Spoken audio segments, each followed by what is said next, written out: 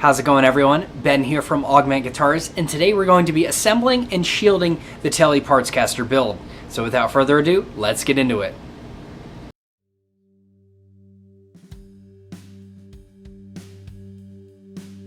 The first task to tackle is to fully install the neck threaded inserts. A few episodes back, we drilled out these holes and pre-threaded in the inserts. I like to go one extra step to ensure they don't unthread from the neck heel. We are going to be gluing them in with some original Titebond wood glue. To apply the glue, I will use one of these small plastic drop-fill toothpicks. Let me show you how to glue them in. Using an old piece of paper or a string sleeve, squeeze out some glue for you to work with. Use the toothpick to apply a light amount of glue to the inside walls of the hole, making sure not to apply it to the very bottom, where the screw will sit when the neck is fully installed.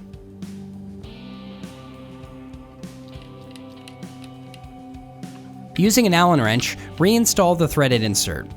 Ensure you are threading it in straight, as we don't want this to be crooked. They should thread in easy, as we previously cut out the threads when initially installing them a few episodes back. Let's repeat the process for the remaining threaded inserts.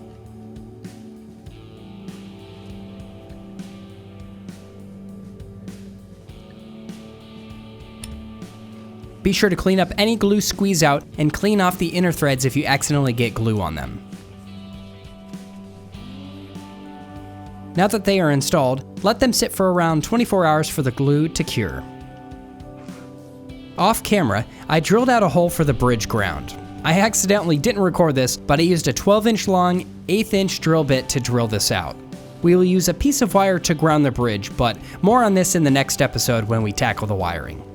The wire gets sandwiched between the body and the metal bridge, thus making a solid ground contact. If your bridge is painted or coated with something, you will have to sand down the coating where the wire will touch to ensure the correct contact. Before we fully assemble the electronics, we need to shield the cavities. You can use a few different products to do this. One is copper conductive tape. This works great, looks good, but can be a bit of a pain to work with and apply cleanly. I still use this on some builds, but nowadays I like to use conductive shielding paint. This is by far the easiest and most efficient way to shield cavities. We will tape up around the cavities to ensure we don't get any paint on our fresh oil finish. So let's tape up the body and get to shielding. I fully taped around all of the cavities and we are ready to apply some paint. Be sure to mix this stuff up pretty well, as it likes to collect on the bottom of the can. After mixing, it should have a thin consistency.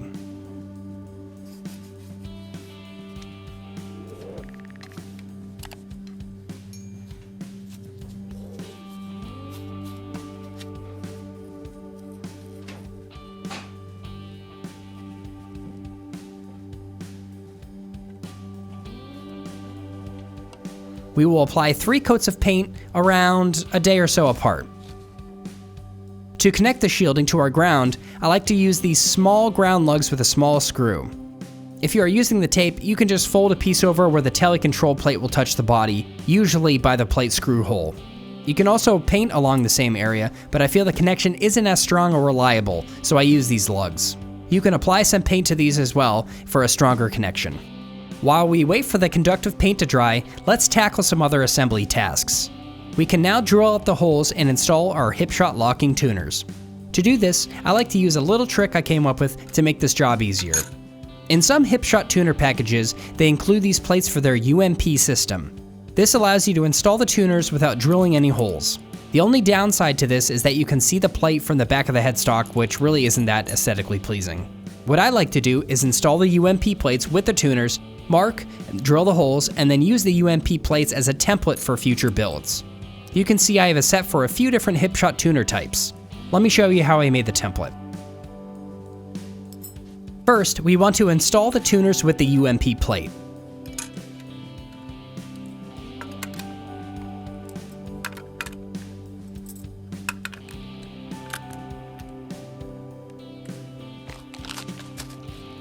Be sure to tighten everything down, as we don't want any of these tuners to move.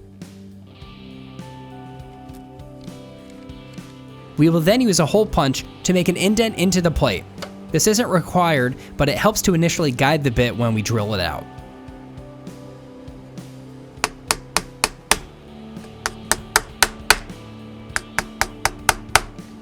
Using my drill press, we will drill through the plate and slightly into the wood.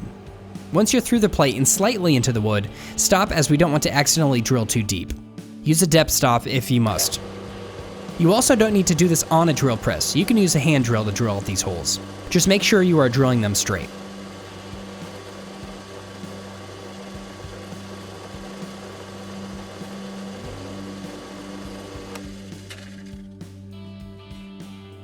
You might lightly hit the locking adjustment knob, but it should just spin instead of damaging it.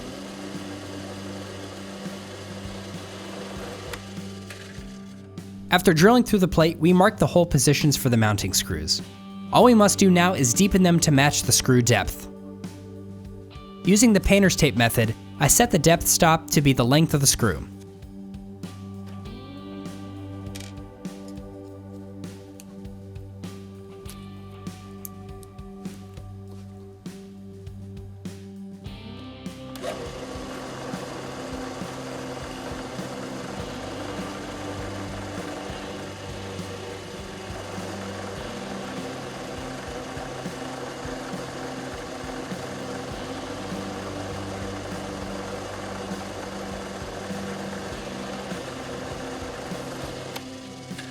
Since we fully drilled through the plate, you now have a template to use for your next build. I have a few of these templates that I've created over the years and they work well. They unfortunately will only work with Hipshot tuners, but that's not a problem as that's what I primarily use. Since we now have the holes drilled, let's install these tuners. Since these are staggered tuners, the posts come in 3 different lengths, 21, 20, and 19 millimeters. We want the longer 21 millimeter post to be for the lower E and A strings, the 20 millimeter for the D and G strings, and the 19 millimeter for the B and high E strings. Staggered tuners help correct the string downforce behind the nut, but in my experience, they don't fully replace string trees on non-angled headstocks. After aligning them correctly, let's lightly install the tuner bushings. To help reduce friction when installing the tuner mounting screws, use a little bit of wax on the threads. We don't want to accidentally break the screw off when installing them into this hard maple neck. I see this happen a lot with cheaper tuner screws.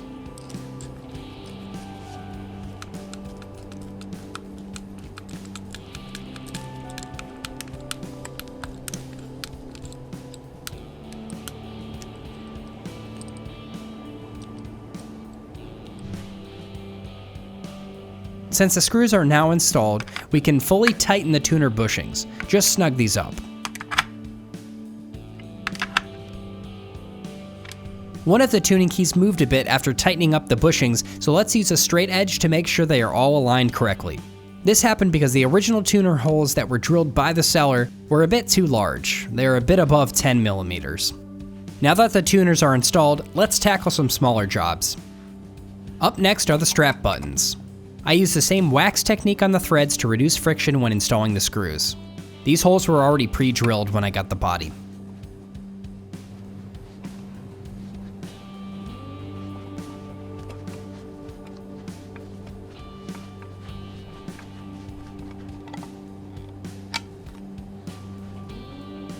We can also glue in the string ferrules.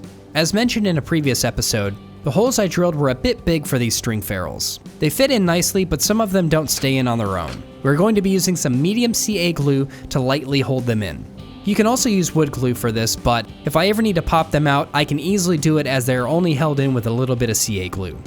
We also don't need to ground these as they will be coming in contact with the strings, which will be contacting the bridge, which is already grounded. If your ferrules and bridge are painted, you might need to individually ground everything depending on the coating used on the hardware.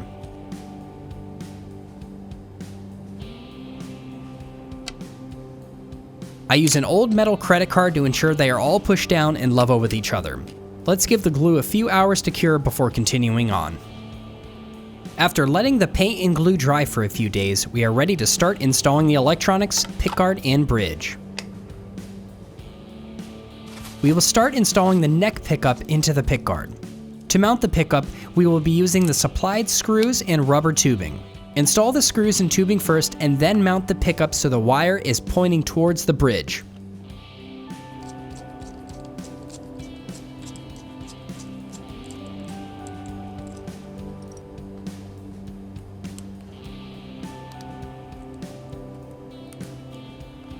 Raise the pickup so it's a bit above the pickguard.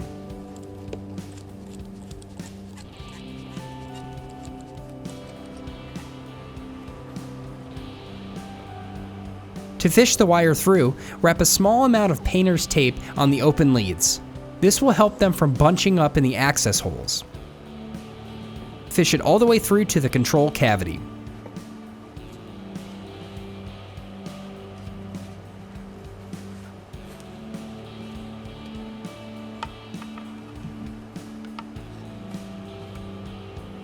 Once it's all the way through, lower the pickguard and align it with the pickguard mounting holes. We will be using some standard Fender pickguard screws with some wax like before.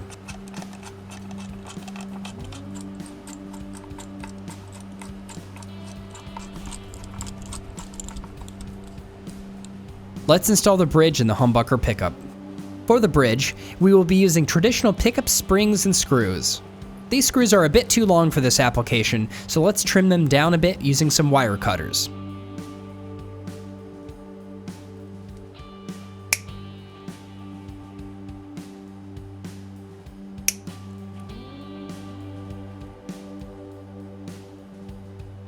To install the pickup, insert the screws and then install the springs on the underside of the bridge.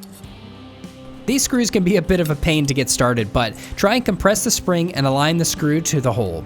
They make special tools for this job, but once you get the process down, it's pretty simple. Once you get one side threaded, give it a few turns and move on to the next side.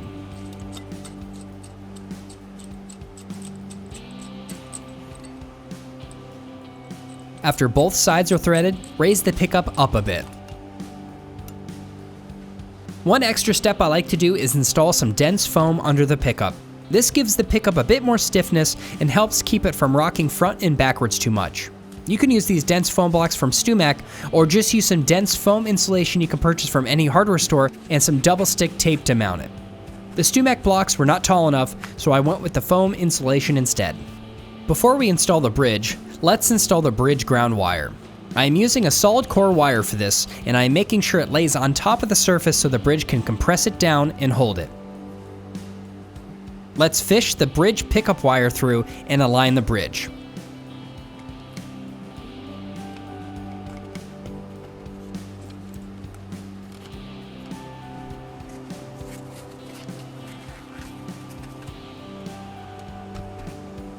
Adjust the bridge ground wire and install the bridge with the supplied mounting screws.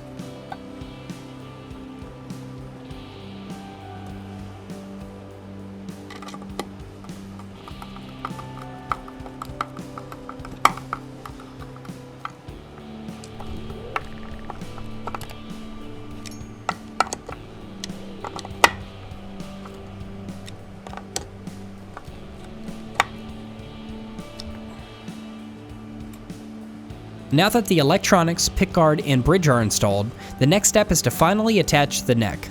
Let's put the neck into the pocket and flip the guitar over.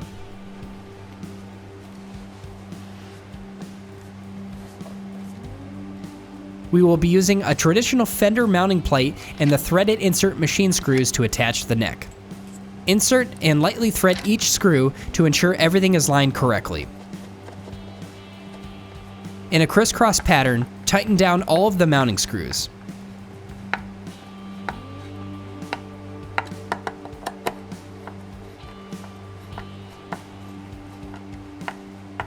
Do a final once-over to ensure they are all tightened correctly.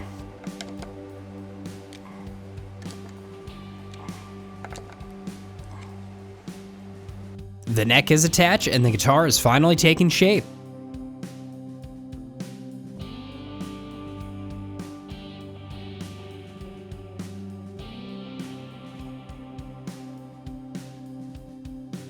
The final step before wiring everything up is to install the bridge saddles. Make sure to keep them in the same order as you took them off, as the screw and spring lengths can be different on some bridges. As you can see on this bridge, the springs are smaller on some of the saddles that intonate further back.